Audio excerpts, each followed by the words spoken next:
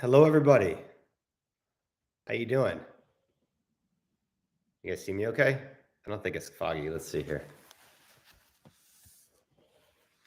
Did I screw it up again with the freaking rainbow thing? Oh my God. I don't understand why I think I might have ruined the camera. Why there's that. Oh no, that's just on YouTube. Oh, you're right. It might be the camera. I don't know. It's really, really annoying to me. I have no idea why it's there. Anyway, I guess we'll have to deal with it. I don't know how I'm ever going to fix that. How's everything going? This market's crazy. I feel like I start every YouTube with that. But let's get right into it. So I bought Twitter today. I made it an 8% position, I think 7% position, 8% position. I have been intrigued with it for the last 2 days and really wanted to buy it yesterday, but held off because I just could not bring myself to know what the event path would be over the next coming days and when the last ball would drop from Elon. So I'm kind of talking all over the place, but let me tell you why I'm so constructive on Twitter. So the reason why, first off, is, and I can't stress this enough, I believe that Twitter has a rock solid 100% iron-proof lawsuit against Elon Musk. There's absolutely no violation of their merger agreement. This whole idea that there's fraud with the number of spam bots. I mean, I could talk about this for an hour, this specific issue, and whether or not, even if there is fraud, on the amount of fake users, MDAUs there is, whether or not that would even be a material adverse effect, it would not be. To put simply, advertisers that advertise on Twitter know what their ROI is from the advertising. So in effect, they incorporate whatever the actual fake users are that they're being charged their impressions in their ROI, because they, at the end of the day, see what the ROI is from their ad. Now, of course, a lot of advertising is like Coke, just telling you about Coca-Cola. But there's plenty of situations where it's easily tracked to see what the ROI is from a campaign. Further, there's no reason to believe Twitter is a fraud, which is what he is insinuating. And he's insinuating this based on absolutely nothing. He's looking at at the number of people that follow him or follow other people that are not real or dormant, and assuming that they're MDAUs, and those aren't the same thing. So I've had a locked account. Use myself for instance. I've had a locked account for like 10 years.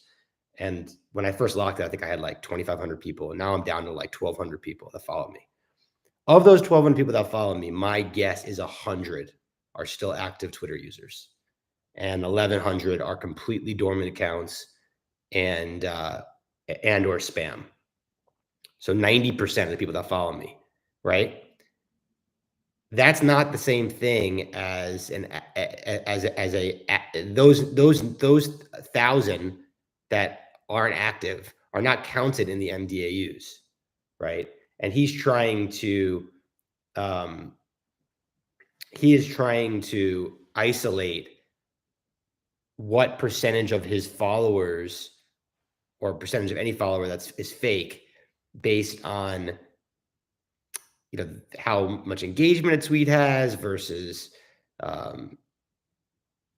how many active users Twitter says there is. For instance, I guess his tweet about Coke and cocaine got like 3 million likes or 4 million likes, and I think Twitter says there's 200 million active users. So he's saying, how can only 2% of the world like this tweet if this is the most liked tweet of all time?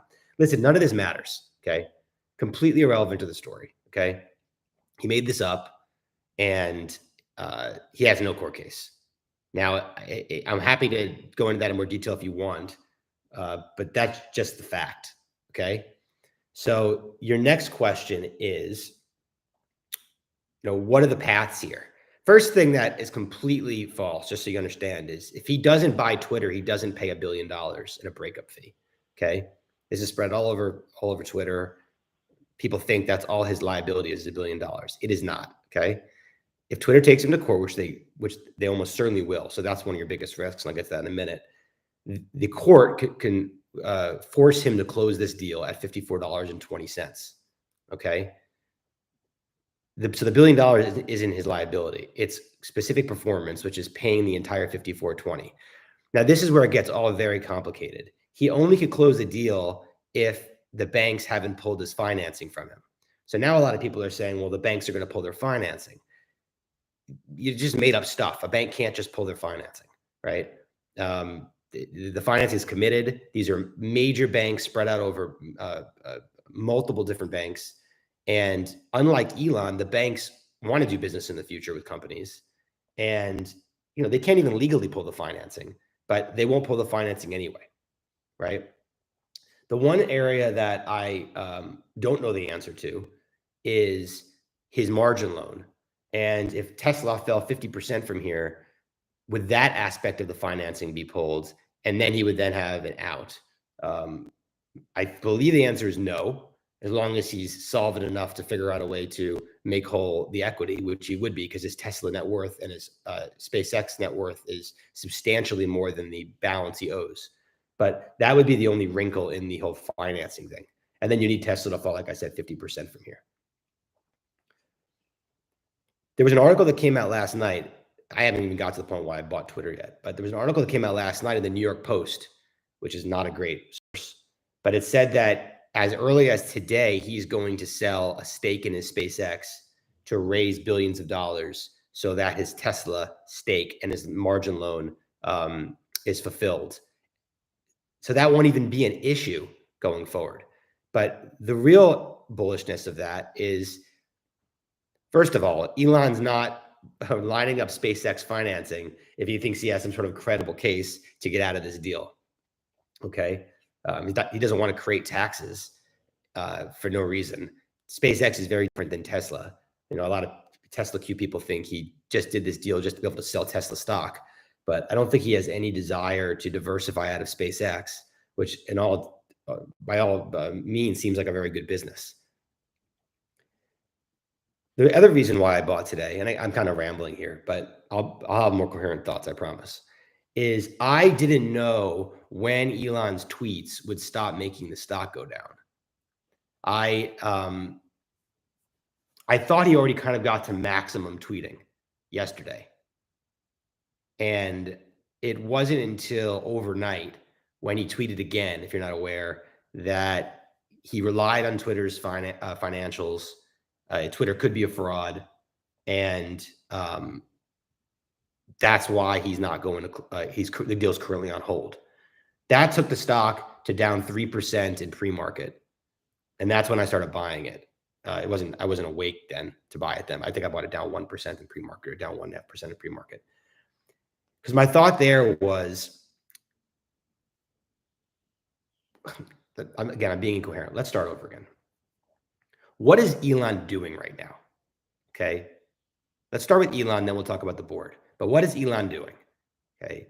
He is trying to destroy Twitter on Twitter, right? We could all agree with that. He's talking about how the whole place is filled with spam, filled with bots. Twitter might have committed fraud in their SEC filings. And he's tweeting about this almost every day now, some element of this, okay? What is his end goal? Is his end goal to get out of the deal? Is his end goal to reprice the deal? It really doesn't matter if his end goal is to get out of the deal. He can't get out of this deal, okay? I know he's never lost before, and he's never had a court or a government agency have any teeth in him. But by all intents and purposes, he's a pretty smart guy. And I think he is aware of what the law is when it comes to mergers and acquisitions. And I believe this pretty strongly, you will ever see a lawsuit happen here. You see a lawsuit might get filed, but you'll never see this go to court. because nothing will bruise Elon Musk's ego more than losing this in court. So I don't see you'll ever see that happen. But if you're Elon Musk and you're trying to angle for a deal cut, the way you do that is you just obliterate Twitter stock price right now. The lower you can make Twitter stock price, the better it is for you. I mean, if he has naked, photos of board members with, children, he'll tweet that out. Actually, it's kind of funny. Elon Musk is the original pedo guy that called that guy a pedo when they were saving those kids from the mine or from the tunnel or the cave. I think he'll do anything and everything to shit talk Twitter, and he's going to be doing it for the next many weeks. Okay. He has nothing to lose. First of all, he has the whole world watching him right now, which he loves. This guy is the best. Okay. He loves this. He's got the whole world watching him. Okay. What's the worst thing that happens? He created all sorts of attention for the website Twitter that he might own one day. Well, he probably will own one day. Hey, that's the worst outcome. He got a ton of media attention. He has the world watching him, and he got more eyeballs on Twitter, the website that he's going to own. What's the best outcome for him? He forces the board into a price cut because the board sees the stock trading at $25 or $28, and they know that it's better for a short close to take 50 or 48 and not gamble with the lawsuit, which again is like an ironclad open and shut case, I think, for Twitter. Okay, that's his best case. So his worst case is all the attention's on him and he creates lots of money for Twitter.com, which he's going to own. And his best case is that he saves billions of dollars through a price cut by being a bully. Okay, so for him, this is a logical path he's taking. He's having fun. He's super rich, and it's no harm. Okay, the way these merger deals are struck needs to be changed completely, right? These people like Elon Musk or LVMH can't just have free rolls by threatening to sue or suing to get out of a deal, or being forced to be sued, to close a deal. There should be real ramifications for causing shareholders and a board either a delayed process that might take months to close, or just the harm is causing shareholders and the business in the interim and the uncertainty it happens.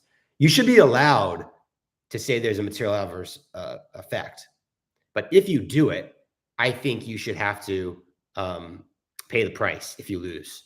Kind of like when you bring a libel lawsuit in Europe and you lose, you have to pay all the fees for the losing team.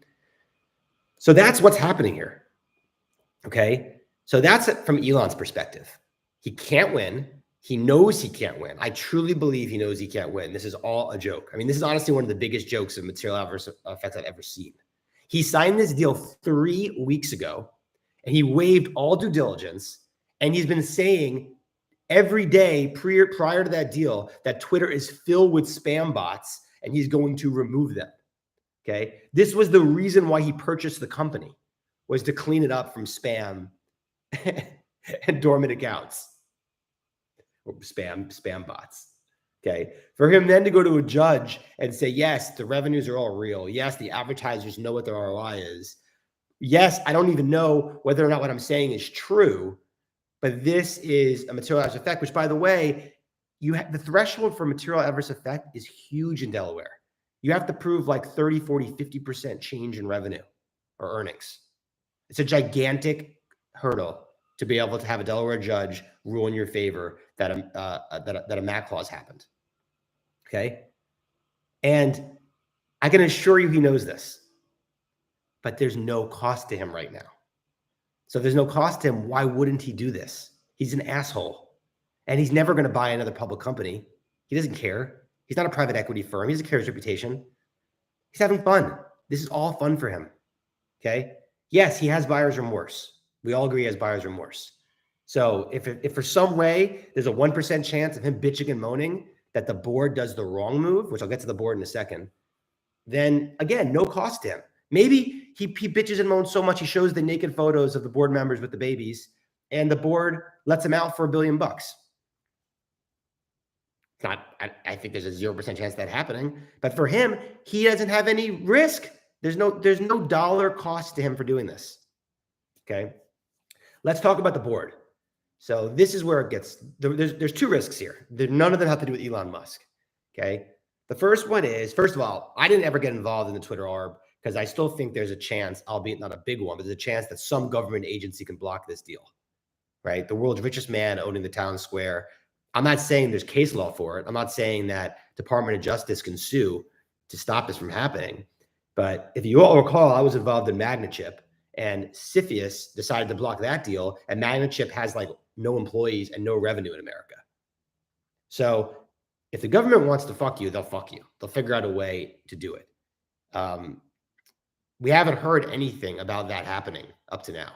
So it's less likely than it would have been a month ago. Congress isn't talking about blocking this deal, trying to figure out a way to block the deal. You don't see senators bitching and moaning about it outside of like maybe, far left, which they basically already stopped talking about it. So that's your first risk, is that there's still government agency in some way blocks this deal. And I think that's a very real risk. And that was why I thought it was trading 51 or 50 for the $54 buyout. It wasn't that Elon Musk was going to get cold feet and walk, right? So you saw what the natural spread was. And it was fat for something that was, should have had no antitrust risk and should have had no financing risk. Nobody thought anything like this would have ever happened with Elon Musk, which is hilarious because, of course, it's going to happen with Elon Musk. The second risk, which I put at very low, is that the board does not follow through and sue Elon to force specific performance, which is to close the deal. Okay. The board says, this is very distracting, that this is going to hurt the company if this is a long, prolonged lawsuit. And let's let Elon pay $1 billion, maybe $2 billion. We negotiate a larger break fee with him and we just move on. Okay. I don't see this happening for a few reasons. Okay. First of all, the board hates Elon Musk at this point, right? He was a hostile shareholder that first was given a board seat, then rejected it, and then made a hostile bid for the company. Okay. They didn't want to sell to Elon Musk. Okay. They sold Elon Musk because they had no other options. And they knew what the break price was going to be in April, which would have been to this level, 35, 33, whatever, if they didn't sell. Okay. Now the break price is like 20 to 25. Okay. Your break price is much lower for two reasons. First of all, we know that they've shopped this to the whole world and nobody else wants to buy it. Maybe they buy it at 30 or 35, but no one wants to pay 50, 55, 60, whatever. Okay. The whole world. Okay. Two, the market has been obliterated, right? Tech stocks have been obliterated since they signed this deal. So your old break price is irrelevant. It's what the new break price would be adjusted for what the market's done. So the board knows all this. So, and finally, the final reason why they're not going to let him walk is so much of employees' shareholder compensation, so much of employee compensation is in stock-based comp. And they're all getting 54.20 for this. And I can assure you that the employees that probably collectively have billions, maybe probably it could be 5 or 10% of the overall enterprise value could be an employee stock. The board's going to want to have the employees get their 54.20. Now, there's something to be said for the employees not wanting Elon Musk to own this either, right? They don't want to lose their jobs, and they also don't want what they perceive as a right-wing guy buying the company. But we're way past that. The board's looking out for the shareholders, the fiduciary responsibility of the shareholders, and they will not let this guy walk. They have an ironclad case here, okay? Absent the board knowing that they committed fraud, and it's real fraud. They've been lying to advertisers about who's real, who's not real. They've been lying in SEC filings about the 5% number, whatever you want to say. And I think there's a virtually 0% chance of any of that being true. They will not let him walk, right? So how does this play out? So it plays out that Elon keeps, shitting all over this company for the next few weeks, maybe the next 2 months. And at some point, the company's going to fulfill all of its obligations in the merger agreement, right? You're going to have HSR expire, which is the U.S. antitrust. You'll get all your international approvals, and you'll have the shareholder vote. And after all that happens, Elon, by law, has to close this deal. If he doesn't, they're going to sue him. Okay. He's also already violated the NDA, apparently, and probably a million other things. So you might see a lawsuit from Twitter in the next week anyway. Just putting Elon on notice. What I believe will happen is that he will keep barking. Then one day you're going to get a tweet from him that says he's met with Twitter and he is comfortable with their definition of MDAUs and spam and fraud and bot, and he's now going to close the transaction. And it closes at 54.20. That's how I think it will play out. He won't spend 1 minute in an actual court case. There won't be it will never go to trial. Maybe there'll be like a preliminary hearing or something. And he will not risk the reputational damage of him with certainty losing the court case, with certainty. But he will kick and moan for weeks, if not months, day in and day out, talking about how Twitter is a fraud. Someone asked me, how come Twitter just doesn't let him come in and see the books and see the methodology they use? Because this is all made up. They're not going to fall for bullshit, right? If they open up the books to him and they show him the actual methodology they use, which I'm sure they would gladly do if it would shut him the fuck up, then he'll just come up with another reason. Or he'll say he doesn't believe the methodology. Or they don't have any reason to do that. They probably tried to do that already, because I think the CEO tweeted a week ago, he was already talking to Elon about this. So Elon did try to angle for a price cut privately, only to be rebuffed. And then he came out publicly saying he wants to know what's going on with the bots and so forth. So it's trading $38, $38.50. I paid $37 for it this morning. The odds of a price cut, I would say, are less than 10%. I would say there's an 85% chance it closes, a 10% chance they do a price cut, and a 5% chance or less it breaks. And the break would be because the board lets them off for a break fee. What's the timeline? So these things happen much quicker than you think. It doesn't take years. Another thing that's false on Twitter. So to give you an example with LVMH and Tiffany's, they were supposed to close that, I believe, in September. They didn't. Maybe it was in July or August. They got an expedited court case, and the court case was going to be in January. And they would have had to close probably in February when the ruling happened. So the whole thing from start to end, I don't know, 4 to 6 to 7 months kind of thing. It's not years. It'll be expedited, and he'll lose. I think I'd put the chance of Musk going to the end in court much higher. Sure, in the pedo defamation case, when people thought he had a bad case. I think this is different. First of all, if he doesn't take over, he's going to lose, right? So if he pushes this out 6 months or 8 months or 9 months, he pushes out any of the transformation he can do with Twitter. He doesn't own Twitter, right? He wants to fire people. He wants to, open up the free speech, all this other bullshit he wants to do. And he's going to end up still owning Twitter. It's going to be in a weaker position than it would be if he closed on it faster. And he's still going to have to do all the things he needs to do to fix the company and to make money for him and his partners. So I don't think, if you want to know what's best for Elon, it's not to definitely lose. The pedo thing, I think, is very different. I mean, that's over millions of dollars, not 42 billion. And for that, rich people go to do. Trump does lawsuits all the time and loses. So it's not that a rich person a narcissist has a problem losing losing a court case.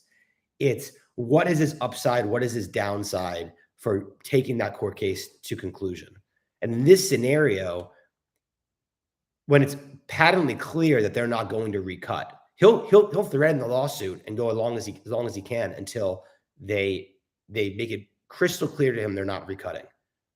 And he's just shooting himself in the foot because he'll have to pay the $42 billion and he won't have access to the company for up to a year from now, whatever it is, whatever the math is. And he doesn't want that, So, Glenn, what changed my position, I don't know if you saw it at the beginning, was I wanted to wait until I thought any tweet that Elon Musk does will not move the stock price. And I got comfortable with that last night. Last night, he did his second tweet. First tweet, of course, that blew it all up was a week ago with that it was temporarily on hold. Last night, he said it's on hold, not temporarily anymore. And that to me is as definitive as you can get. What's he going to write every day that the deal's on hold? Just a reminder, day 12, I'm not buying Twitter anymore. And then the other thing that I thought was extremely bullish was the New York Post article saying that he's trying to sell a piece of SpaceX to fund the deal. Now, that doesn't mean he wants to close it. It means it will eliminate all financing risk from an equity perspective and even from his Tesla margin loan perspective if he has the capital to do so.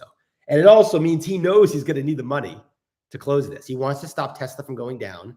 If they sell if he sells the SpaceX stock, that'll completely eliminate the Tesla overhang.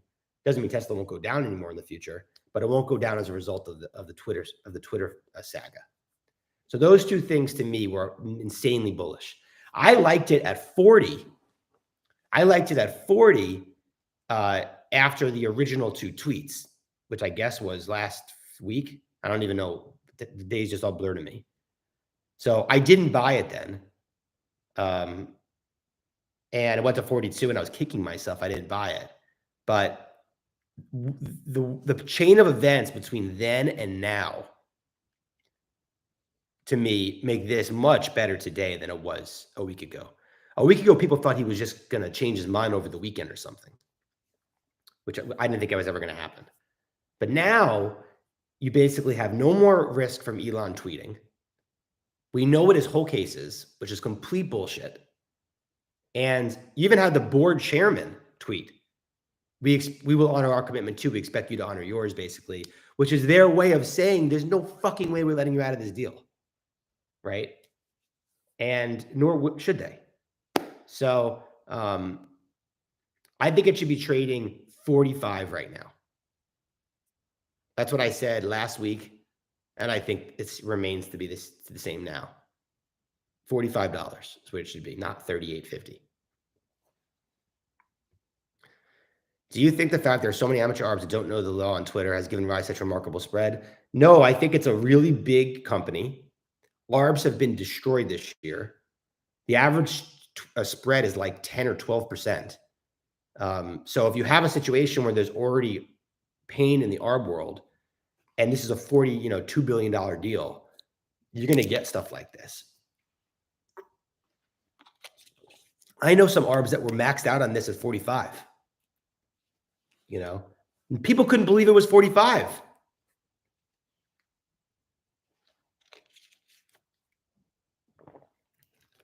Perry, what about the other side of this? Using lawyers to delay, drag as long as possible. You seem to have a lot of faith in the rule of law.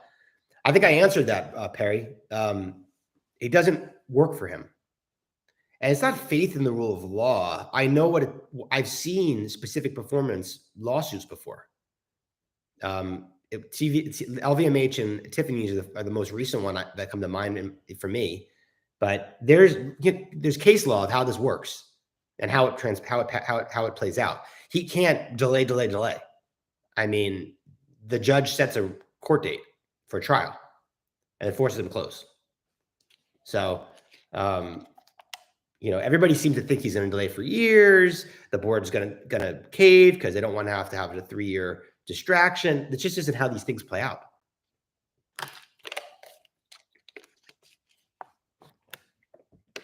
Is the upside versus downside in the common that large to call it asymmetric? What probabilities would you assign and at what downside? Upside today's price is capped at 50%.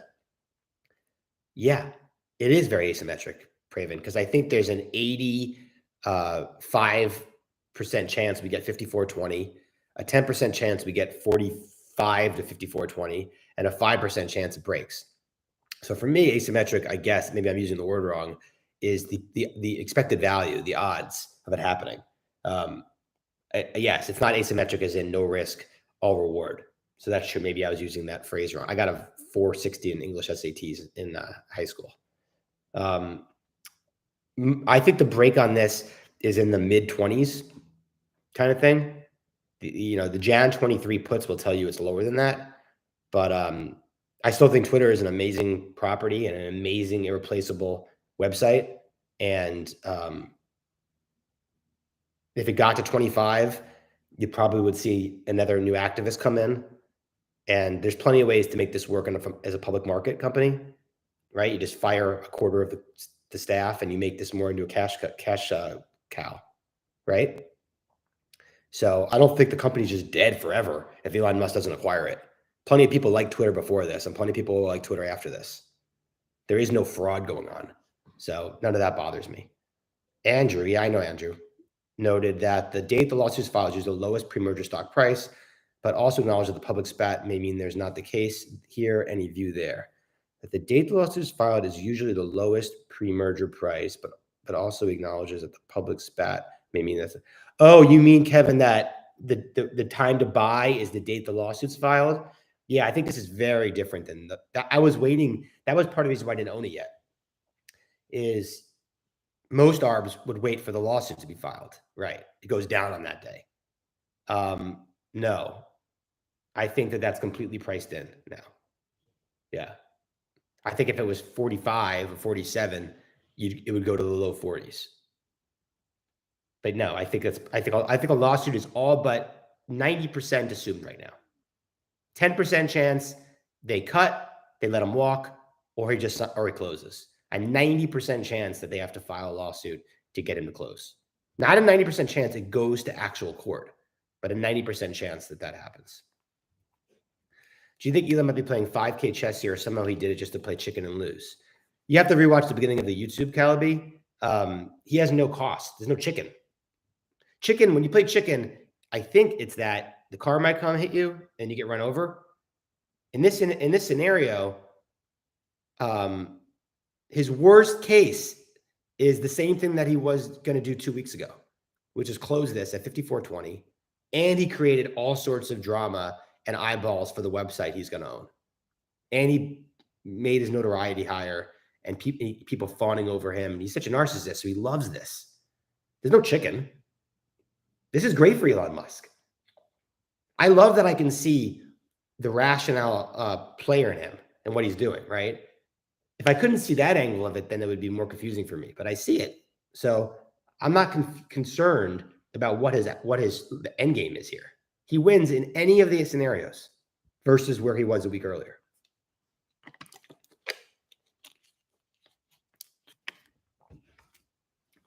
I think that's pretty much it with Twitter. I only own Common. I own call spreads too. I didn't tweet about them because I said I own Common and call spreads because it was very hard to get them on, and I never got completely full. But I like January 24, 45.50 call spreads, and I was paying like $1.80 to $1.90 for them. And there's many reasons why I like that. If the deal breaks, those have value still. Maybe they're worth 50 cents, 75 cents. I don't know. So it's not all or nothing. But even with the $1.90, it turns into I make $3.10 and $1.90. And that's a better upside downside than owning Common. The only risk with that is they cut the deal and they cut it below 50. As long as they don't cut it below 47, I won't lose money. So that's your primary risk there. I wasn't able to get on a lot of those. But I like those even more than I like Common. The beauty is the Jan 24 is you have so much time so that if the deal breaks, first of all, you'll be able to see the lawsuit through. And second of all, if the deal breaks, like I said, those call spreads won't go worthless. If the stock trades at 25, the 45.50 call spread will have value. Maybe it only has 30 cents or 40 cents of value, but it'll have value. So I'm not paying the full 180. I'm paying like $1.50. I'm paying $1.50 to make $3.20. So it's like, you know, 1 down, 2 up. And right now, the stock is, you know, 15 up, 15 down, 1 up, 1 down. And I'm getting 1 down, 2 up on the call spreads with the risk that if they price cut, I won't make money or I might lose money, which is not the case with the common.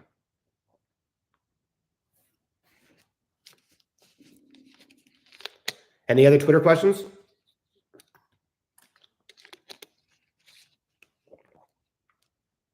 I won't sell put spreads because I don't want to be long Twitter after the break. What I would do if I had a lot of, I shouldn't say that. I shouldn't say it that way. I rather play for the deal closing and get the upside because I'm so confident it's going to happen, right? But one thing that I was looking at yesterday, which I didn't end up doing, was selling Jan 2023, 25 strike puts for like $2. And I'd own Twitter at $23. And I'd like to own Twitter at $23, right? I'd make Twitter pretty freaking big position at $23. Because like I said, an activist will come in and they will right the ship. So that would be the only way I would play the downside. Sell naked puts, which of course is dangerous, and you should always know that you can lose a lot of money if things go wrong with that. But that would be what I would be most attracted to. The Jan 23, 20 to 25 strike puts.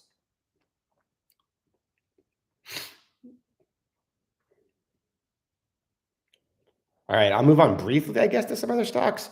I guess we should talk Magnachip because that's, you know, my whole freaking portfolio. But not a lot to say there. I'm very happy we haven't seen any insider trades in Magnachip, buys or sales, which means I believe they're still restricted.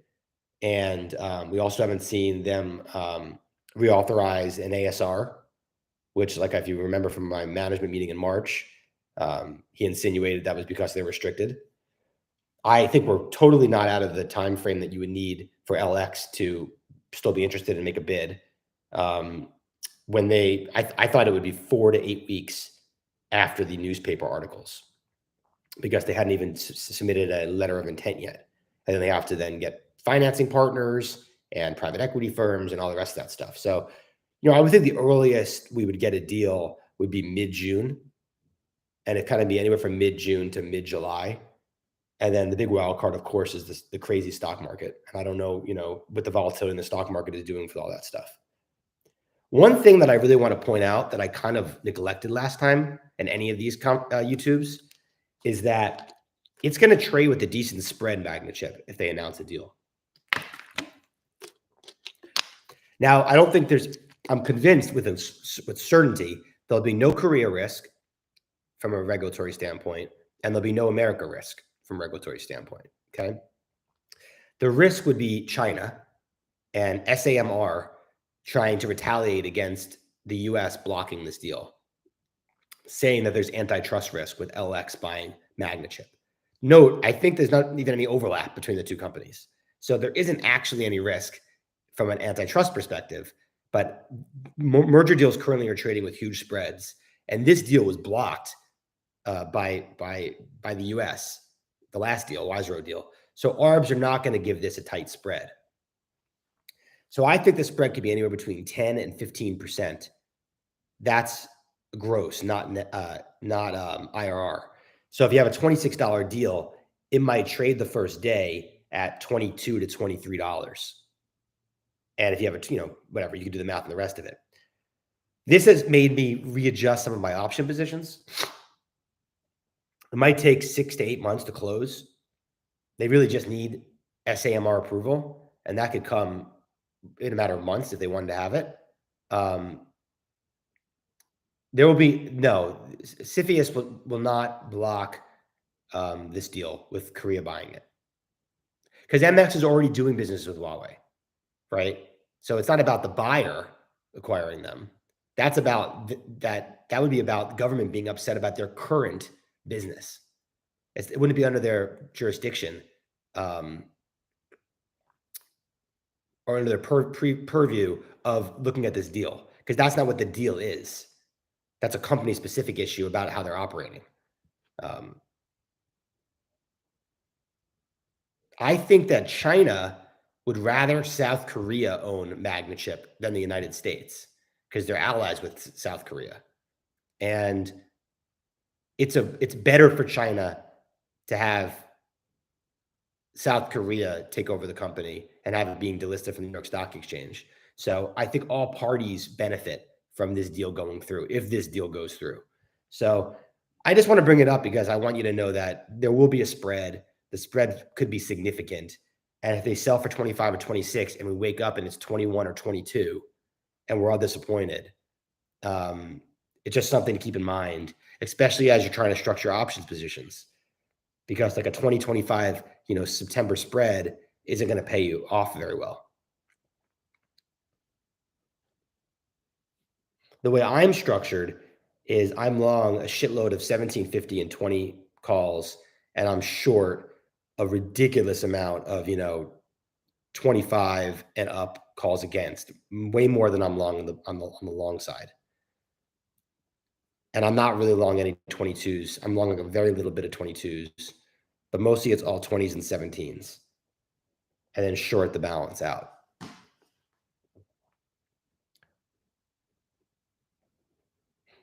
And I don't know. I don't know if this deal is going to happen or not. The market's terrible. So, I'm pretty optimistic about it. There was like 5 different articles, and you had the company acknowledging that they're trying to bid for Magnachip, LX. So, in my experience, that bodes very well for a deal eventually happening.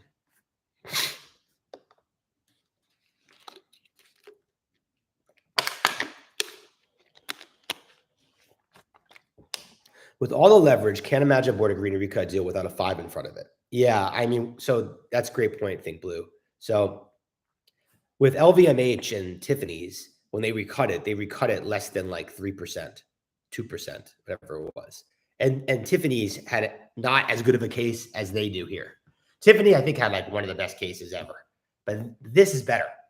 So if they were going to recut it, yeah, they may save them $1 or something, or $2. But that was why I did the 45-50 call spread and not the 50-55 call spread, because I was trying to play for a small if there was a small recut, I would be fine.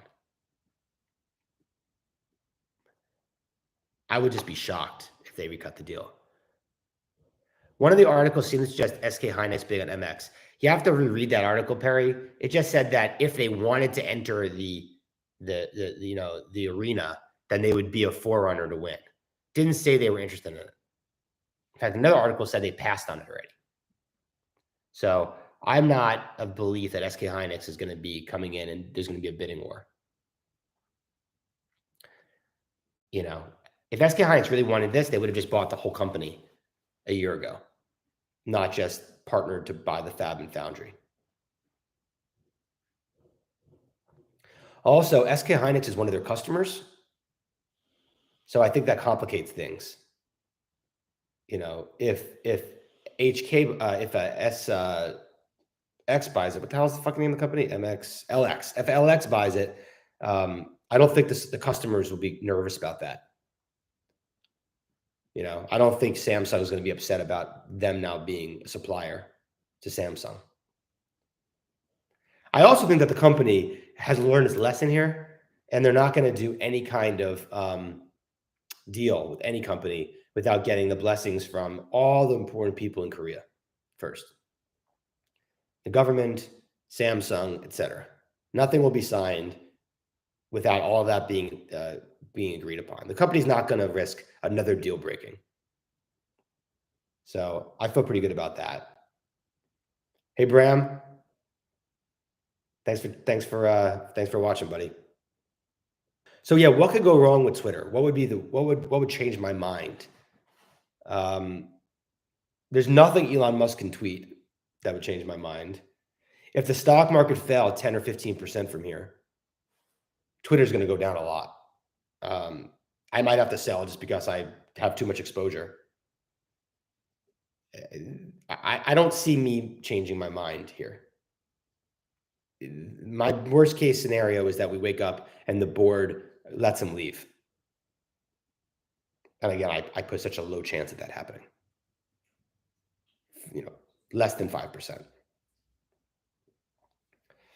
All right. Any other questions? Any other stocks you want me to talk about? I think there's really nothing else to talk about. Kohl's, KSS, they report earnings this week. That stock's trading like there's no deal. There'll never be a deal. Obviously, with what the market's done, I keep saying the same thing over and over again. The odds of somebody wanting to step up and pay, $75 a share is low. But things change, and we're soaring today. And let's see what the company has to say on Thursday about the bidding process. I'm guessing it's still alive and well. And I think it's a pretty interesting opportunity here at 48.50. I don't know any common there, though. I just don't call spreads. September and July. Zendesk, there was an article saying that they're still in the process. Again, is someone going to pay $140 on this tape for that? It's very unlikely. So I still have my position there. It's obviously been decimated, the call spreads, but I'll make money if it sells for 140, 135. I'll make money if it sells for 130. So, I haven't put any more exposure on any of those names. And SHLX, I'm just waiting any day for a deal there. That could happen any day. Is financing out at all in play with Tesla collapses further, or they just have to come with more cash from stock sales? So that's the one piece of the puzzle, Think Blue, I don't know the answer to. It's my belief that he cannot walk if the financing from Tesla, the Tesla margin loan, goes away. If he solve it enough to fund it in other ways, right? It didn't say when they acquired the company that it was contingent on Tesla being over a certain price. You can read the press release. There's no financing contingency. And he's plenty solvent outside of the Tesla margin loan. And I think he's going to sell stock in SpaceX anyway. And we're going to see that he's got the money and doesn't need the Tesla margin loan anymore. So that's my answer to that. I don't really know the full answer, to be honest. No one ever likes to say the truth that they don't know the answer.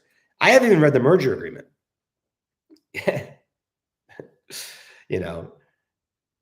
ARBs come at this differently than I come at it, right? You could have read the merger agreement at 45 and 47 and 50 and said that this was a rock solid deal. And you would have been right. But then it went to 35. So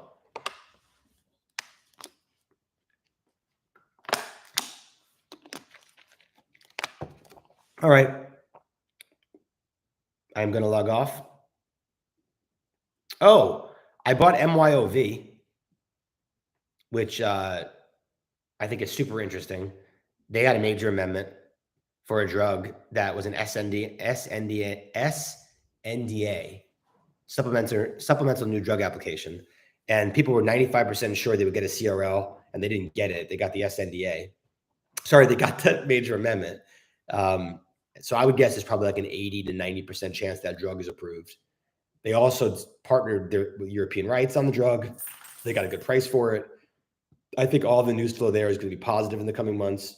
Biotech's just in the dumpster. And I like that. No, I'm not short anything, Think Blue, which is hurt.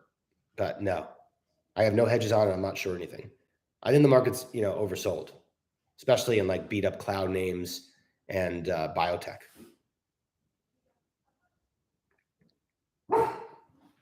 All right. Peace. I will do another one of these if anything happens to any of my names. Stay safe out there. None of this is investment advice. You're dealing with Elon Musk here, so God knows what the hell he could do.